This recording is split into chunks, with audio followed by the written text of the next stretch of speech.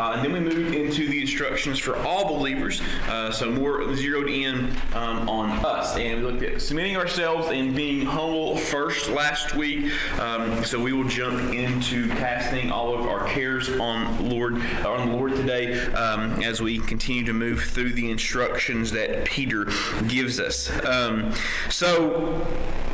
As we were looking at this, started this last week, essentially Peter is kind of giving us some closing remarks here as he's finishing up his first letter that he's writing on.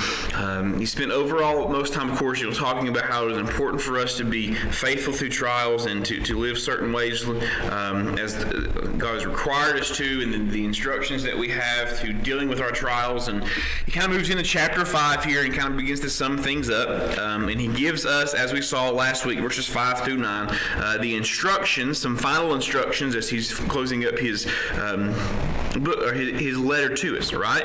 And in verse 5 is where he begins starting with the instructions for us. And again, it's what we looked at last week. So let's just read through 5 and 6 real quick, just as a quick summary, and then we'll jump right into verse number 7. Likewise, ye younger, submit yourselves unto the elder.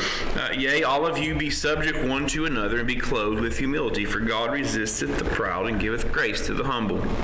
Humble yourselves, therefore, under the mighty hand of God, that he may exalt you in due time. So, talks about elders there in verse 5, how, at least younger Christians are best suited. It'll be good for us to listen to the elder Christians in our lives because of the wisdoms and experiences that they have.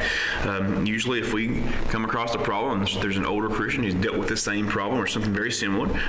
So it's important that we, those who are younger should always listen with respect to those who are older. That's what he's saying there when he's talking about submitting to there in verse 5. And of course, we know being clothed with humility means not thinking too highly of ourselves, having grace, seeing, in God's sight, we essentially have no merit. We've earned no merit in any way, in any honor, giving preference to other people, our brethren